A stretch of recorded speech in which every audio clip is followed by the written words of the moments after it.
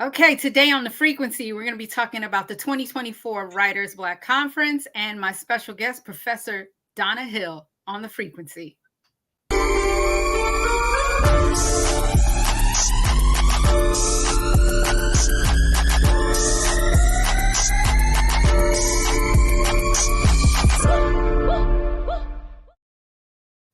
Welcome to another episode of The Frequency. I'm your host, Dee Barnes, and thank you for tuning in. Today, we're going to be concentrating on Black writers, especially talking about the 2024 Black Writers Conference with my special guest, Professor, writer, author, editor, Donna Hill. Please join us.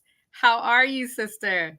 Hey. It's so good to be here. Thank you. How you doing? I'm good, and I'm so excited to talk to you because just you being a writer, I have so many questions as far as your work. I'm serious. I'm so serious because I am working on my first book. Ooh. And so I'm really, it's a memoir, so I'm really excited to just talk to you about, Black literature in general. And especially we're going to focus on the conference. But I would like to get into your background. Where did you grow up? And what led you to want to be a writer? Oh, wow. Well, I grew up in Brooklyn, Yes. born and bred, Bed-Stuy to the bone.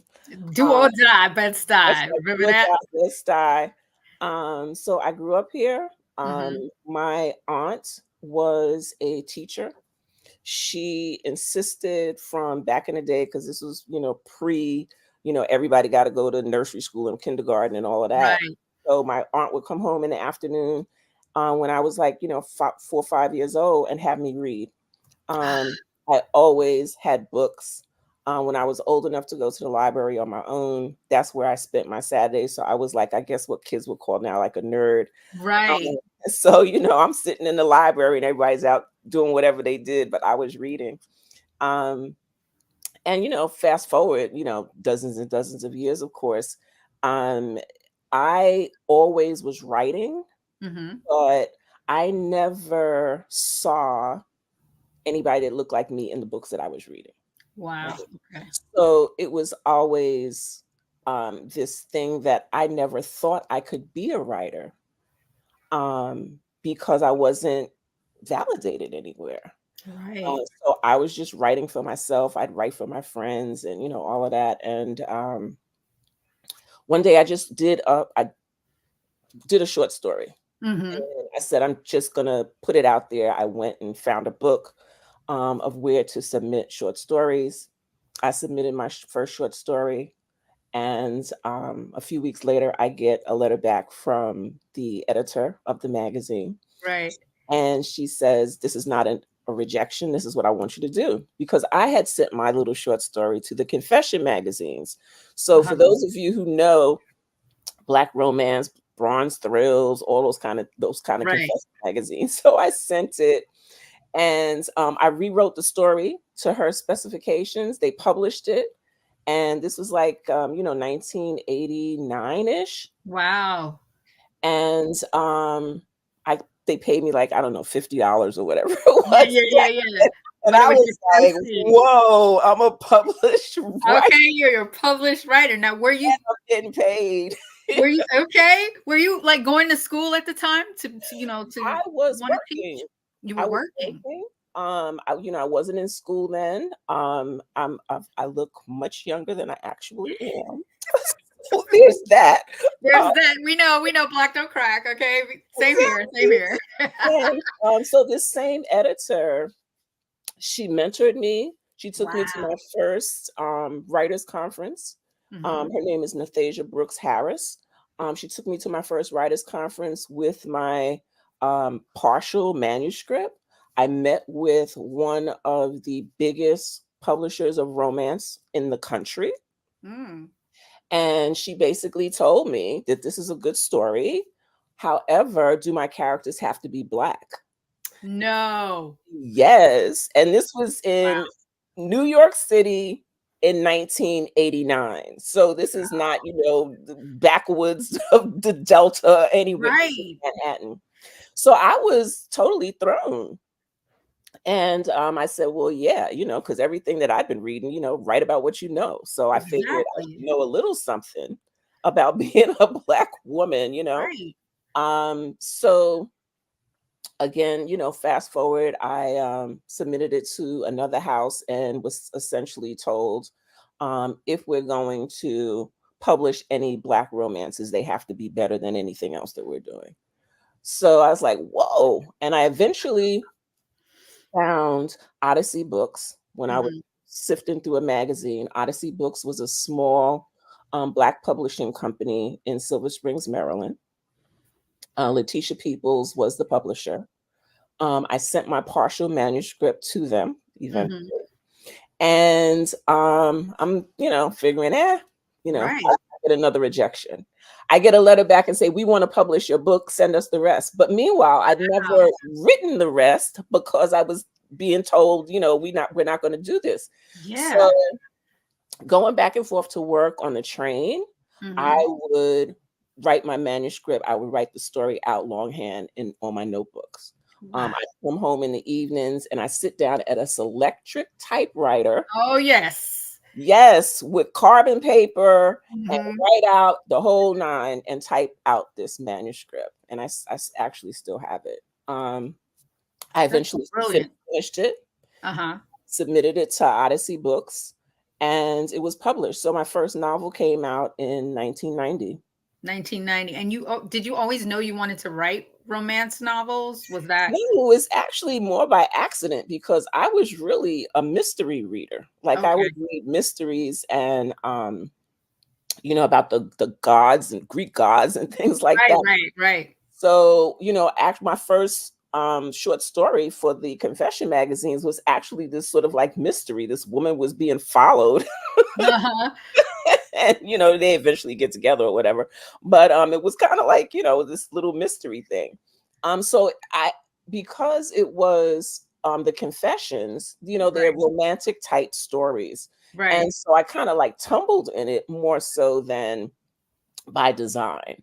Like I never set out to say I want to be, a romance writer per se, Uh-huh. because that wasn't really what I read a lot of. Okay. So it I was. have to ask you, wait, to interrupt. How did you keep your motivation to keep going? Because here you are having, person after person try to reject you or mold you into something else. What motivated you to keep going? What were your influences? Well, I have to say that Nathasia, my Mhm. very first editor at Sterling Magazine, was a really big influence. Right. And I was working at the time that I started working on my first novel. I was working at an architectural company in Manhattan, Okay. and I was like the office manager. And within the architectural company was an interior design firm, so they shared the space. But it was this incredibly creative, inventive environment, because I was around people all day that were making something from nothing. Right. They'd have a piece of paper and they, sketch out these, beautiful designs, and, there was fabrics and it was buildings, and then you could see the final products when, they would go Right. to these buildings. And so that in itself was inspiring, Mhm. because I saw how you could be, creative. Right. And That's so, my passion, interior design. I love it. really? Yes, Yeah. I have, and I understand what you're talking about. That process it's just like watching, painters. Yeah. They just create, or sculptors, because like you said, the material, the paint, the ideas from taking it from, from a paper and then putting it out into the world. That is a great environment to be in. But most writers don't have that, that option. So what would be some advice that you would give to, aspiring artists? I mean, excuse me, writers. Not to give up. Right. That there is, if this is really what you want to do, Hmm. you can do it. I mean, when I first started, there were not a lot of options for Black writers. If Right. you weren't writing about, the revolution, there Yes. just was no space for us. When my first novel came out, there were not Black romances on the bookshelves in the bookstores. They just weren't True. there. That's so And true. so it's a different environment now, which is great. Mhm. Study your craft, Study your um, craft. read widely. Like I read everything, Yeah. and don't give up. If this Right. is what you want, you Mhm. can. There's a place, for you. So, and you have to also surround yourself with people who understand your passion. Like if you're a writer and all of your friends are accountants, they're not really going to get it. Right. you know. That's true. That's true. So, join writers groups, go to readings, Mhm. surround yourself with, all of the inspirations to I keep was you. just thinking that people that inspire you. Oh Mhm. yeah. Well, I want to talk to you more about your influence, especially like who was the first, African American writer that inspired you. But we're going to take a quick break and we'll be right back on the frequency with my guest, Donna Hill, professor.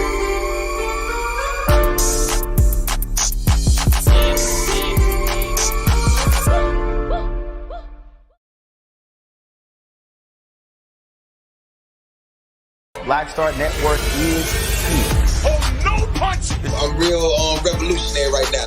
Thank you for being the voice of Black America. All momentum we have now, we have to keep this going. The video looks phenomenal. See, there's a difference between Black Star Network and Black-owned media and something like CNN. You can't be Black-owned media and be scared. It's time to be smart. Bring your eyeballs home. You dig? Hatred on the streets, a horrific scene, a white nationalist rally that descended into deadly violence. You will not. White people are losing their damn minds.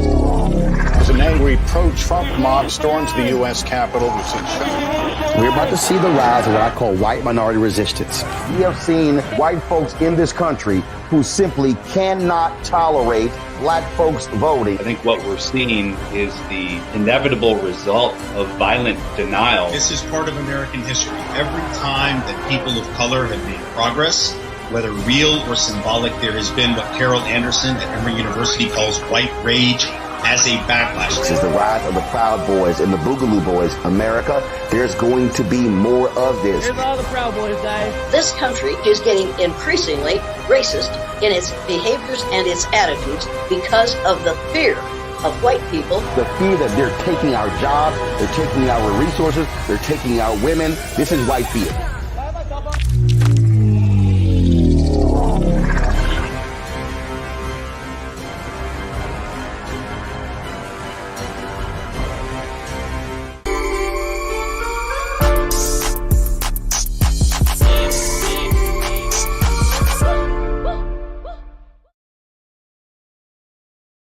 Welcome back to The Frequency. I'm your host, Dee Barnes, and I'm still here with my special guest, writer, editor, and professor, Donna Hill. Please join us.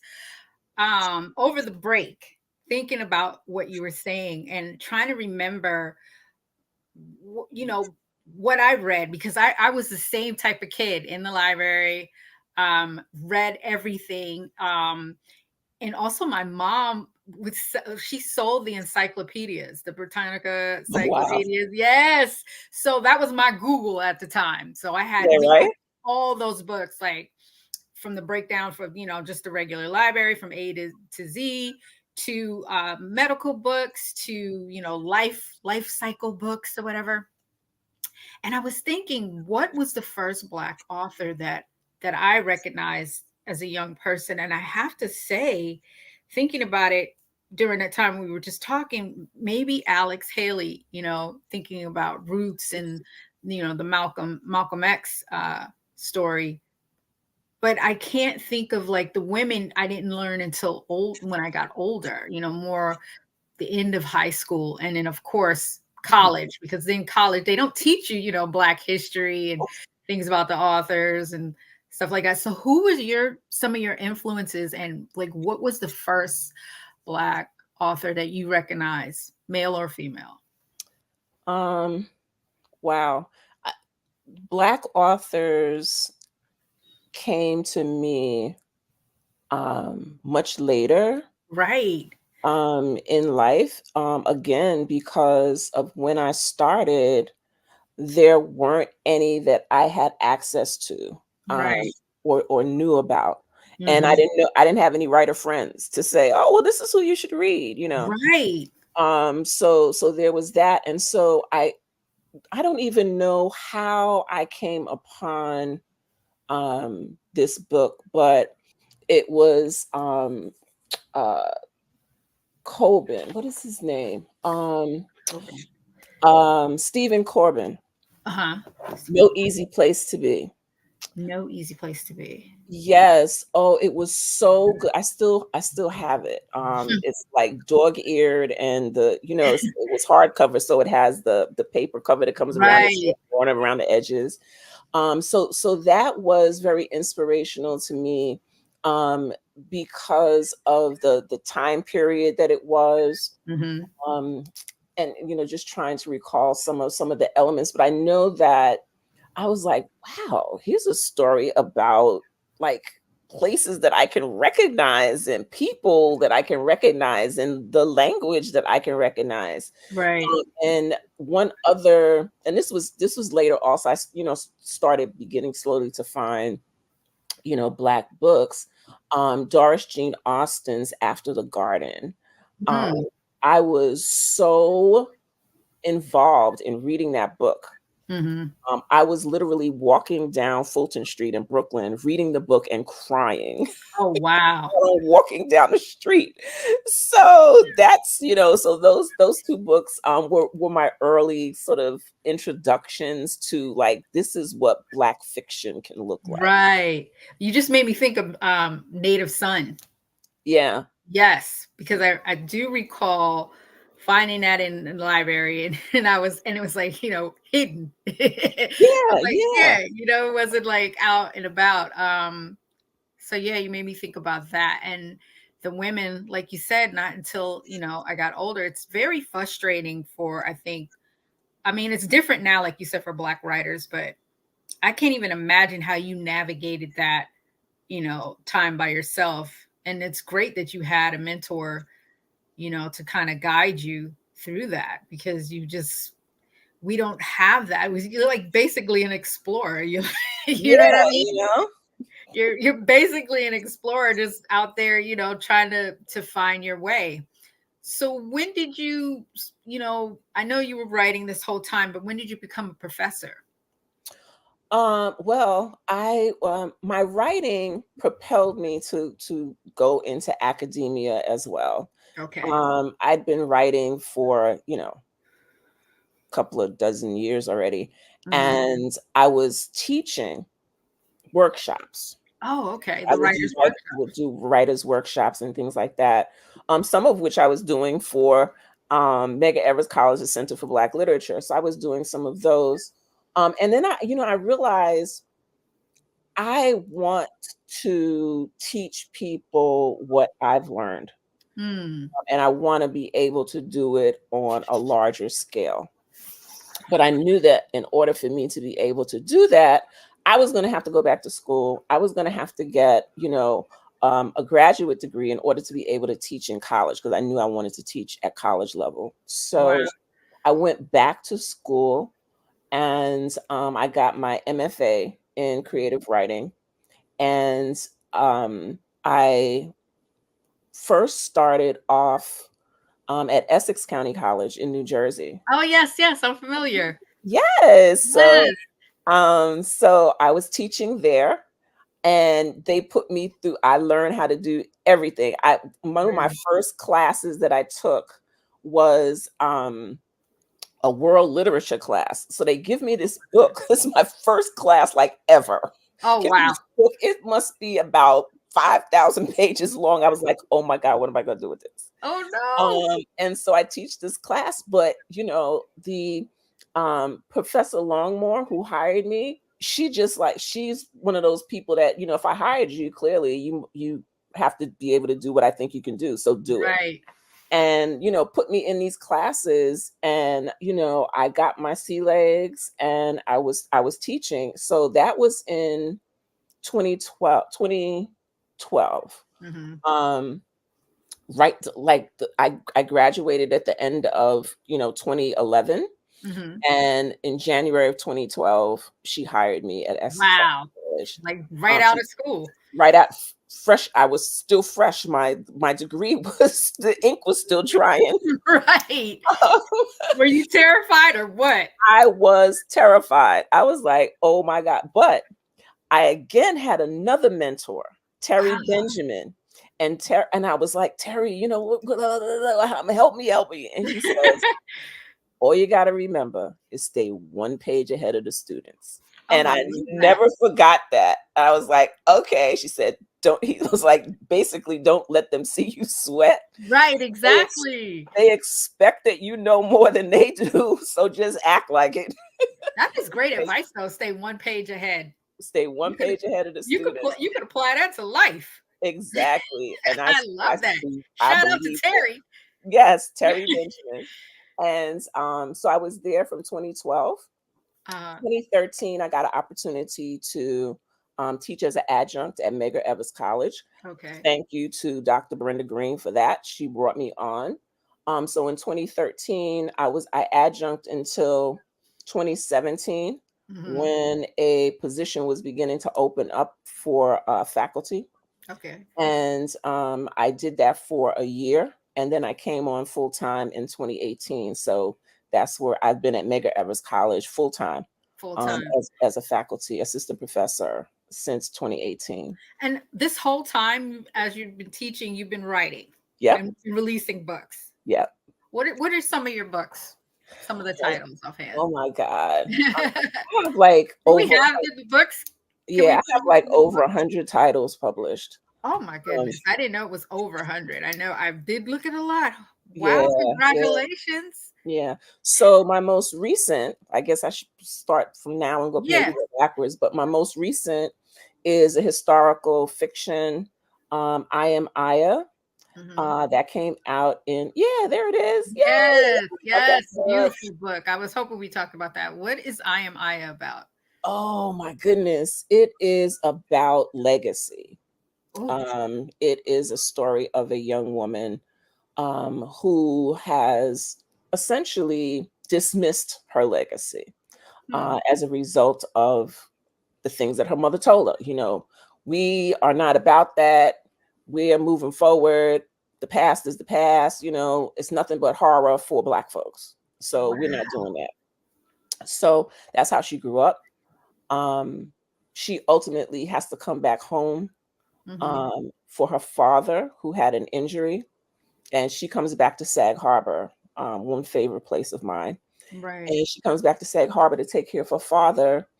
And ultimately, what is happening is that she begins to uncover the legacy of her family that dates all the way back to when they arrived on La Amistad, Wow.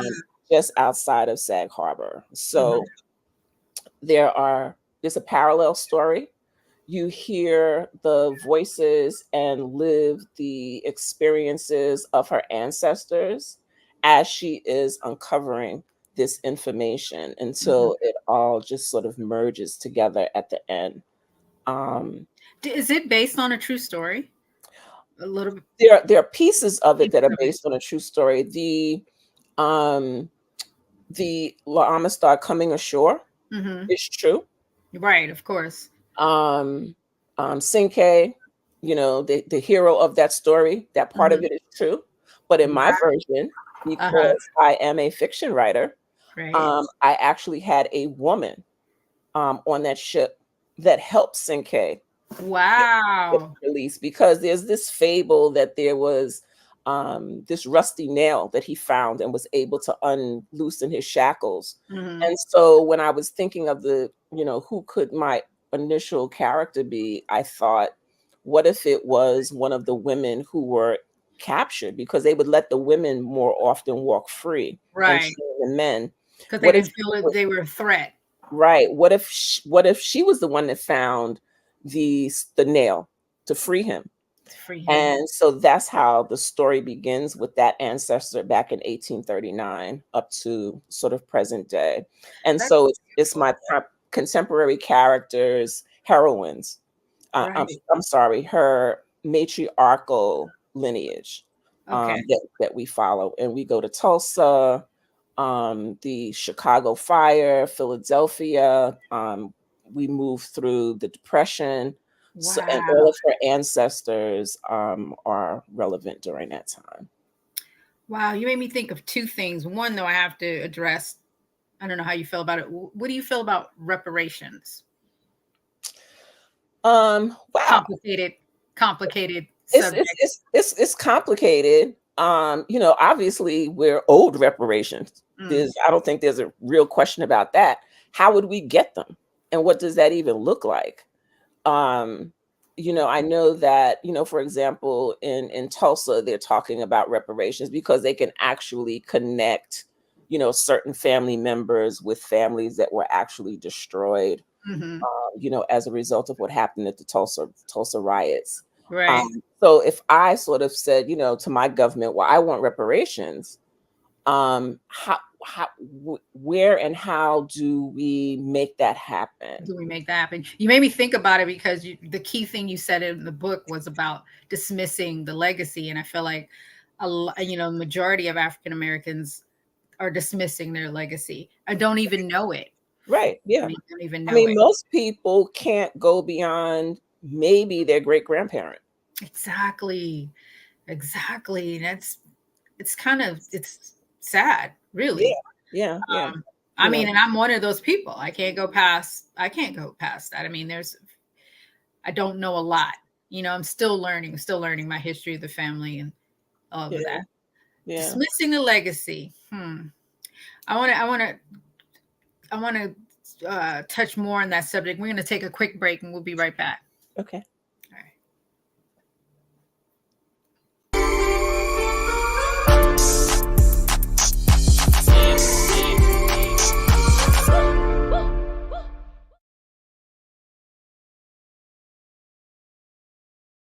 Hi, I'm Dr. Jackie Hood Martin, and I have a question for you. Ever feel as if your life is teetering and the weight and pressure of the world is consistently on your shoulders? Well, let me tell you, living a balanced life isn't easy. Join me each Tuesday on Black Star Network for A Balanced Life with Dr. Jackie. We'll laugh together, cry together, pull ourselves together, and cheer each other on. So join me for new shows each Tuesday on Black Star Network, A Balanced Life with Dr. Jackie.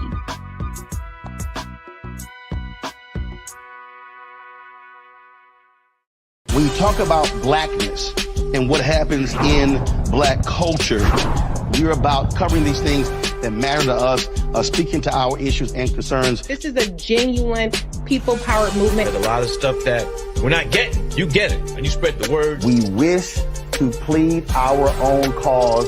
Too long have others spoken for us. We cannot tell our own story if we can't pay for it. This is about covering us. Invest in black-owned media. Your dollars matter. We don't have to keep asking them to cover our stuff. So please support us in what we do, folks. We want to hit 2,000 people, $50 this month, raise $100,000. We're behind 100,000, so we want to hit that. Y'all money makes this possible. Checks and money orders go to P.O. Box 57196, Washington, D.C. 20037-0196. The Cash App is $RM Unfiltered. PayPal is R Martin Unfiltered. Venmo is RM Unfiltered. Zelle is roland@rolandsmartin.com.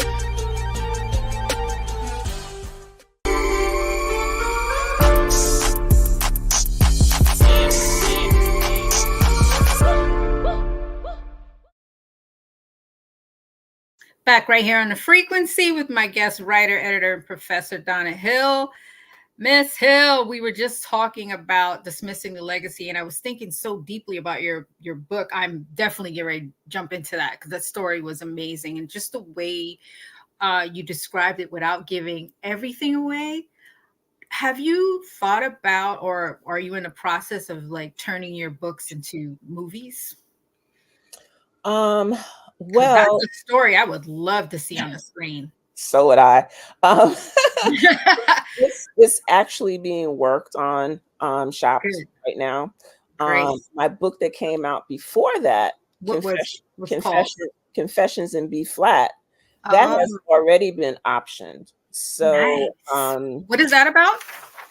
That is about my two main characters that it takes place during the height of the civil rights movement. One character is a follower of Martin Luther King. One character is a follower of Malcolm X. Wow. It is my female character that is the follower of Malcolm X. Yes. And my male character is a follower of Martin Luther King. They meet on a bus the same day as the bombing that killed the four little girls. Oh, wow. And so the majority of the story takes place in Harlem. During that time period, the book, if you get the electronic version of that book, you can actually click on the links that will take you to the actual speeches of Malcolm X. Oh, wow. Adam Clayton Powell, when he was talking at the church up in Harlem. There in the text itself, in the book itself, there are images of Malcolm, the Apollo Theater, John F. Kennedy when he signed the Civil Rights Act. Also, there's all sorts of stuff that's happening in this book, and so my two characters are, traversing this time period, right? And what we were up against. And of course, they have this romantic relationship. The Vietnam War plays into it as well. So that is going to be amazing. My gosh, that's mind blowing. I'm excited for you. This is incredible. Oh, I wish you all the best on that. So this just takes us right into the 2024 Black Writers Conference. Please tell me all about this. Now, did you found this? Are you on the board? How are you making this happen? The Center for Black Literature, which is one of the centers at Medgar Evers College, that center was founded by Dr. Brenda Green. Okay. And part of what the center does, what its mission is to ensure the continual spread of Black literature across the diaspora. And so that is its goal, that's its mission. And one of the major events that the center hosts is the National Black Writers Conference. Okay. And it alternates yearly. 1 year it is a full conference of 4 days, and on the alternate year it's a symposium, which is 2 days. So this year is the 17th annual National Black Writers Conference, which will be held at Medgar Evers College in March 20th to the 23rd. Okay. And Dr. Brenda Green is she's just amazing. Right. She knows everybody who's anybody. So just like to start us off, we have Michael Eric Dyson. Wow. Is one of the keynote speakers. He's going to be opening with Farrah Jasmine Griffin.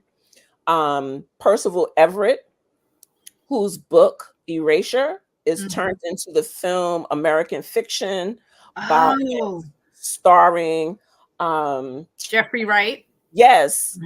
I'm excited for that one. I'm going to see it tomorrow, so I'm just telling you. I'm jealous. So he is one of the honorees, Percival Everett. Bernice McFadden, my sister friend, and a Brooklyn native, also is one of the honorees. Paul Coates is one of the honorees, and Pernell Joseph is one of the honorees. So those are just the honorees. And then, when you look at the lineup for the 4-day conference, it's absolutely phenomenal. There's something for everyone. Right. There are even virtual programs as well. And registration is open now for anybody to be able to register, and they can go to centerforblackLiterature.org and register for the program, for all of the programs throughout the 4-day process. You said the Center for Black Literature was founded at the college. When was this? This was 20 years ago. Wow. Yes, so it has been around for a long time. Yes. That is great. So you don't have to necessarily be at the college to be part of it, or is it just for writers, or just for people who love to read? It's for everyone.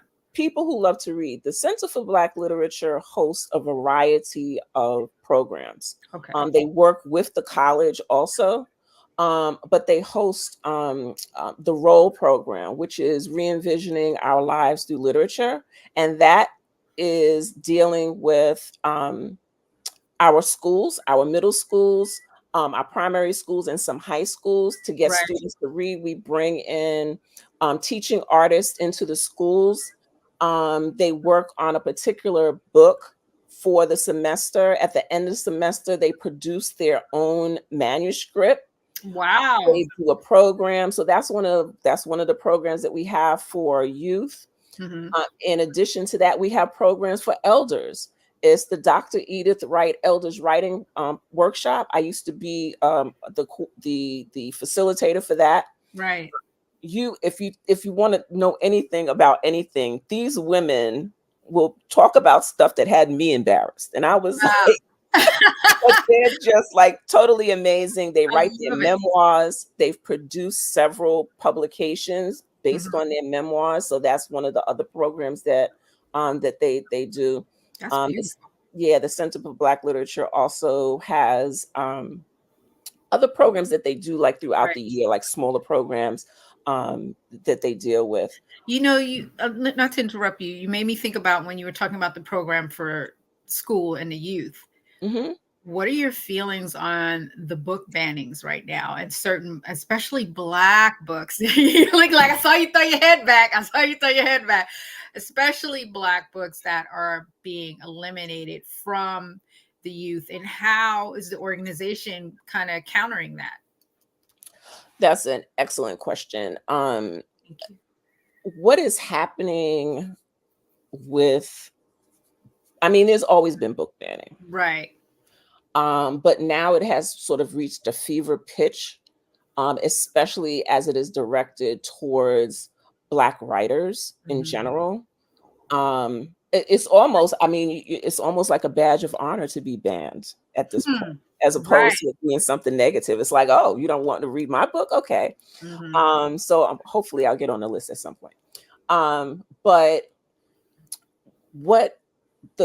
which is why it's more important than ever for a place like the Center for Black Literature. Because in addition to the programs that they offer throughout the community, and then the national conference that brings people from all over the country, you know, to the center, you know, they also have the Killings Review reading series. And What is so that? every month What they is it? have I'm sorry. Say it again. The what? the Killings Review reading series. Okay. And so it's a book club. And it's an online book club that anybody from any place all over the world can join it. Each month they read a book, they get together, you know, they talk about books, they talk about literature. Sometimes we have, you know, they have the author comes and visits. So, you know, there's that as well. They also produce a quarterly journal that brings in, you know, short stories, excerpts from longer fiction, artwork, poetry, and that's the Killings Review. So all of these things the Center for Black Literature is doing to ensure that Black literature across the board, from the littlest reader to the oldest reader, is being addressed. That's brilliant. Because you know, I'm so grateful that I don't have children in school right now, because I couldn't even know what I would do. I don't know what I would do either. I mean, besides all the other things that we have to worry about, with their safety in general. Now you have to worry about, you know, the quality of the education, and, you know, these school board fights, and, you know, this drama that's going on with just reading. Yeah. And what are they afraid of? You know what I mean? Exactly. And the thing of it, you know, and it's books, and it's everything. If you don't want to, you know, read a particular book, don't read it. Right. But why do you want to stop, you know, 7,000 other people from reading this book because you found a line in the book that's offensive to you? It's just the same way. I mean, if we have to get down to it, it's the same thing that happened, you know, with film. So we put ratings on film, because when I was coming up, there was no ratings. You just kind of like went to the movies. That's right. I remember. Right, exactly, right. And so you put ratings on books, but I mean, I can't even. Now I'm getting agitated. That's all right. That's all right. You're passionate. It's not agitated. It's passion. It's passion. But I can't think of what school it's in. It's probably Florida, where or Texas. Yeah, Florida, Texas, one of those places, where they took out the library. They just eliminated the library in the school altogether. And what they put there is called, it's like a detention center.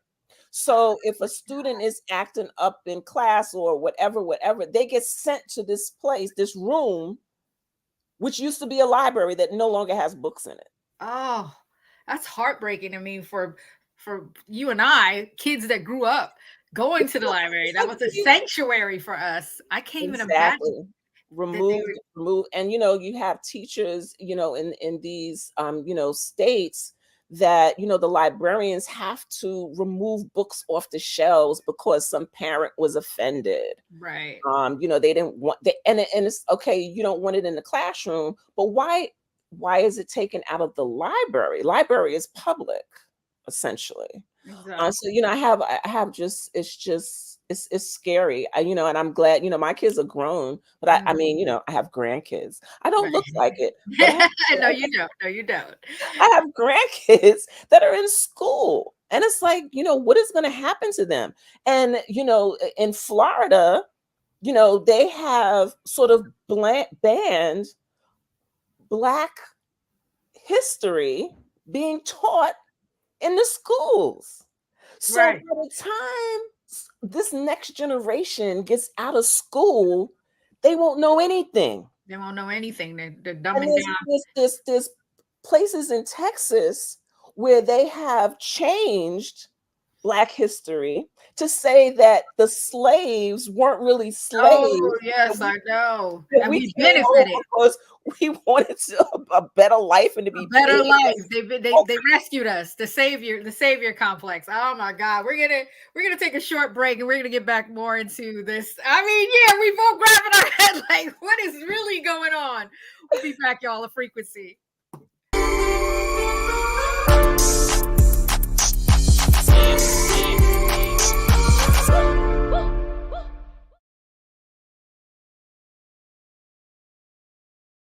When you talk about blackness and what happens in Black culture, we're about covering these things that matter to us, speaking to our issues and concerns. This is a genuine people-powered movement. There's a lot of stuff that we're not getting. You get it, and you spread the word. We wish to plead our own cause.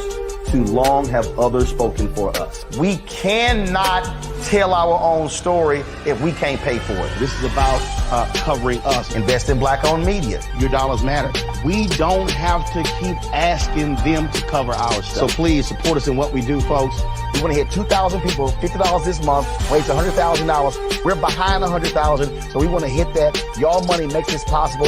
Check some money orders. Go to P.O. Box 57196, Washington, D.C. 20037-0196. The Cash App is $RM Unfiltered. PayPal is R Martin Unfiltered. Venmo is RM Unfiltered. Zelle is Roland@RolandSMartin.com.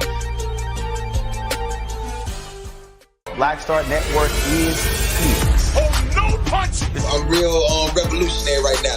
Thank you for being the voice of Black America. All momentum we have now, we have to keep this going. The video looks phenomenal. See, there's a difference between Black Star Network and Black-owned media and something like CNN. You can't be Black-owned media and be scared. It's time to be smart. Bring your eyeballs home. You dig?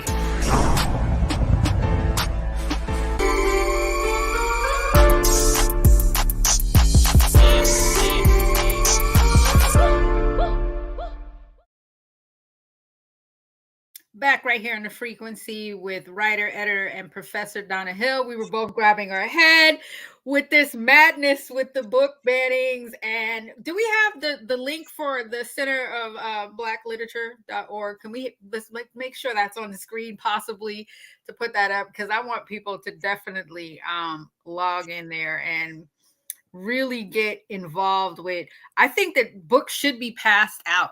Like the books that they're banning, like, I think we should just like make sure like everyone has it. I know there's some places where they actually have these little book, I guess like a book, free books, mailbox little spots, drop off places, because I can't believe it. And like we were just saying, I'm so grateful that I don't have my kids are grown also, even though I don't look it. And I'm so glad they're out of school to have to deal with this. But like you said, you have grandchildren, and I have younger cousins that are dealing with it, and I'm always recommending books to them. I mean, as a Black writer, that that's got to be frustrating. That has to be frustrating. How do we navigate this minefield? Yeah, and it's really going to be up to organizations like the Center for Black Literature, Black writers who are, who have a platform, right, that can speak out, because what will happen if we don't, and if we allow what is happening to our book legacy, our literary legacy, to be erased, then those young Black folks coming behind us will have no clue. Exactly. Will have no clue. And so, what the center does is so integral to maintaining our literary legacy. Yes. Past, present, and future. Future. We look at, literature across the board. And, Dr. Brenda Green is at the helm of that, making sure that we gonna read. That's right. That's right. We're gonna read. Exactly. We're gonna read. And then this is, also what the conference is about. The Yes, conference is absolutely. about, I mean, because, I'm sure like not only do they have the authors there, but you have the books there also. Yeah. So every author, the list of authors that are going to be there and scholars that are going to be there is long. So I really, really encourage everyone to go to the Center for Black Literature.org. Yes, there it is. Yes. And those are the honorees. But you'll be able to register directly online. And you can see all of the authors that are going to be there. Their books are going to be there. We'll have vendors, so you can get everything Black from our oils and everything. And I love it. Event. But most important, you'll get to hear, our words, and serious conversations, happening about Black literature and what's happening with our books. Do you think teachers, I mean, they probably get in trouble for it, so it's probably a fine line, should buy these books that are being banned and passed out to students, or it's probably, I guess, maybe according to each district, maybe it's against the rules, or I have heard stories of teachers doing that, and then other stories of teachers being fired, but I'm trying to figure out what the solution to that is. Yeah. I feel, moderately fortunate because I am at a predominantly Black institution, a PBI of Medgar Evers, so our whole thing is Black, so you're gonna have that in there. So, the trouble is more with the lower schools, like middle schools, high schools, and things like that. College, we're still kind of, the colleges are still kind of trying to hold on to, to their independence. Right. It's, the school boards and school districts in these different locations, are what's causing so much of the havoc. They really are. I'm in an area where it's close to the Temecula school board, and they just, I mean, they've had violence there, fighting over books and what they don't want taught and what they think it's being taught. No one's teaching, CRT. Critical race theory. Right. Like, if you ask them what critical race theory is, they don't know what it is. They heard it and they figure, if it's Black, it must be critical race theory, and y'all can't teach it. Period. End of story. And that's it's ridiculous.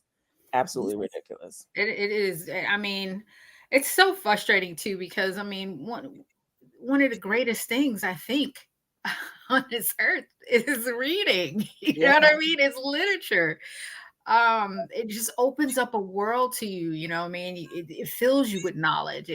It's an escape sometimes too, just to read different stories, adventures. I mean, and as children, I think they need that. It just helps, help them develop, help them to grow, and critical thinking, which is why they don't like that's why they don't like it. Exactly. That's why I think I really do feel like there is just this movement to keep children ignorant, to dumb them down, and then because if they can, then they can tell you whatever they want to tell you. Right. You're so on the money with that. And you would believe it because what do you have to compare it to? It's like, compare it to. Yeah. Everybody's they're going to grow up to be empty vessels, to be filled up with whatever the powers that be want to fill them up with. And won't be able to sit back, because even as an English professor, and we're dealing now with, AI in composition. And, so how do you deal with that?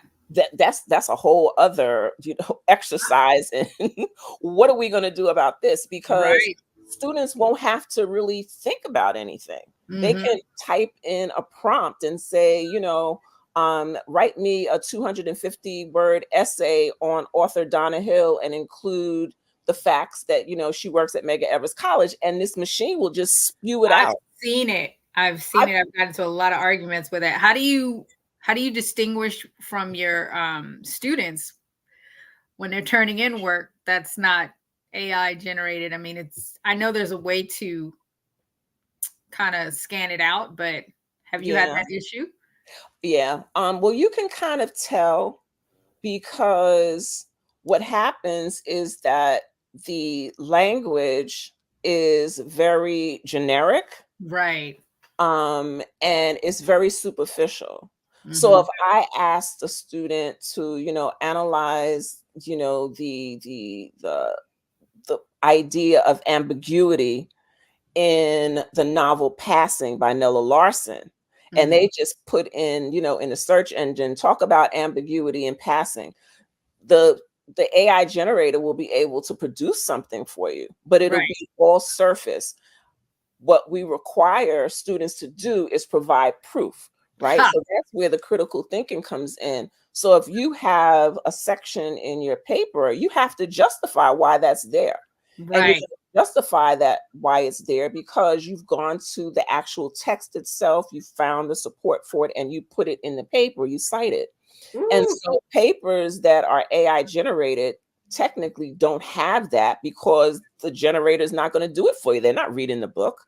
They're pulling information, out of the ether to put together Right. in the paper.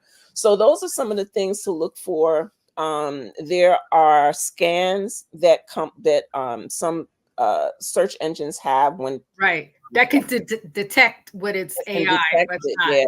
When it's electronic, yeah. So unfortunately, if you have a paper that they submit a hard copy, then that's something different. You have to Yes. really, really pay attention.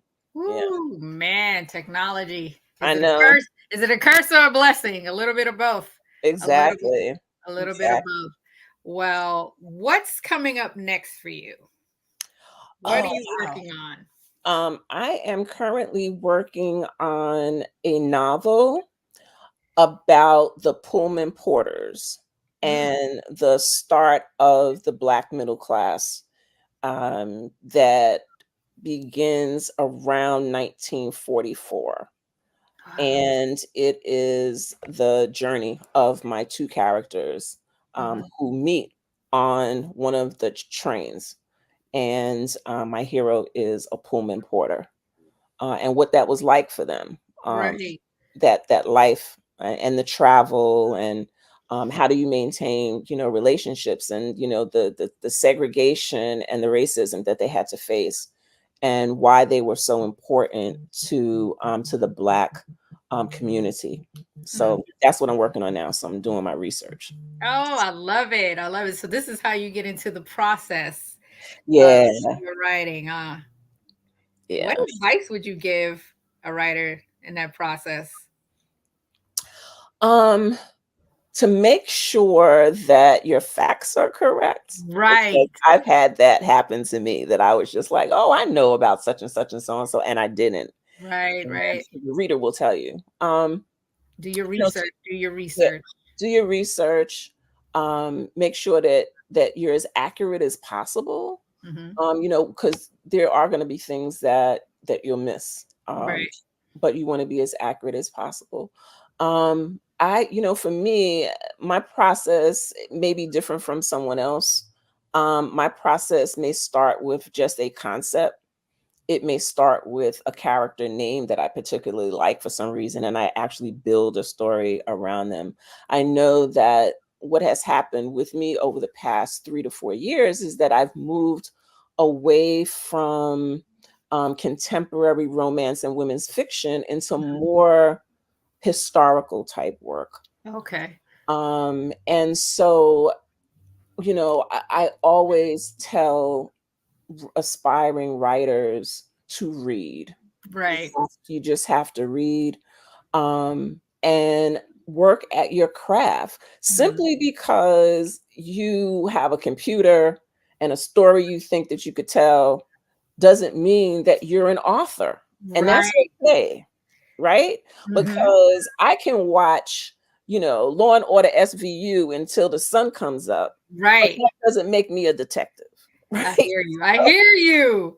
So, every story doesn't need to be told, and that's fine. Right. But at the same time, if you're going to put your stuff out there, your work is going to last long after you're gone. And so you want it to be representative, you know, of your best efforts. Oh, And simply because, you know, you can publish on a dime and, you know, Amazon will publish it for you right, and this right, is what right. doesn't mean that it should go out there. Mhm. And so you want to make sure that, you know, it's really representative of you. Do the work. Pay homage to all those that came before you. Right. You know, I think about that all the time. All the writers that, you know, helped me, were there for me, writers that I learned from. You know, I'm still learning after Right. 30 odd years of writing. I'm still learning to be a writer. Um, Exactly. and so it's an ongoing process. That right there, I want to end on that note because it's an ongoing process. Read and learn your craft. That's perfect. That's Yes, perfect. yes. Thank you And so much. go to the Center for Black Literature and sign up for the conference. Oh, I'm definitely doing that. Yes, please, please. There it is right there. You've definitely got to sign up. It's happening in 2024 in March, the 20th to the 23rd. Oh my gosh, I'm so excited for that, and I hope to see you there because I think I'm gonna try to be there for Yay! sure. So I want to thank you so much for coming on today. Absolutely. Just the knowledge that you've given us has been incredible. I hope everyone out there learned something because I certainly did. And I was taking notes. I noticed both of us had our pens in our hands and I was like writing. Brilliant. And thank you for the work that you do Thank with you. the organization, you and Dr. Brenda Green, because it's an amazing organization and we need it. We need Yes. it. We need it. Yes. So Yes. thank you for elevating the conversation today. This was fun. We could talk for hours. You know that, Yes, right? we could. Yes, we could. And I'm ordering your books because I am very interested in those especially the one that's been optioned the B flat and Yaya's I am Yaya. Mm-hmm. Yes, that one right there. I'm ordering that one today because I really want to dive into that. Just the whole dismissing of your legacy really resonated with me. And I hope it resonated with the audience. So thank you, Professor. I appreciate you Thank so you. much. All right. It's been an honor. Thank Mwah. you. Whew. Well, there you have it. Professor Donna Hill just gave us the breakdown on, Black literature and, the conference that's coming up. So I hope you guys, check it out. Check it out. And I hope you enjoyed the show. Thank you for watching The Frequency, Black Star Network.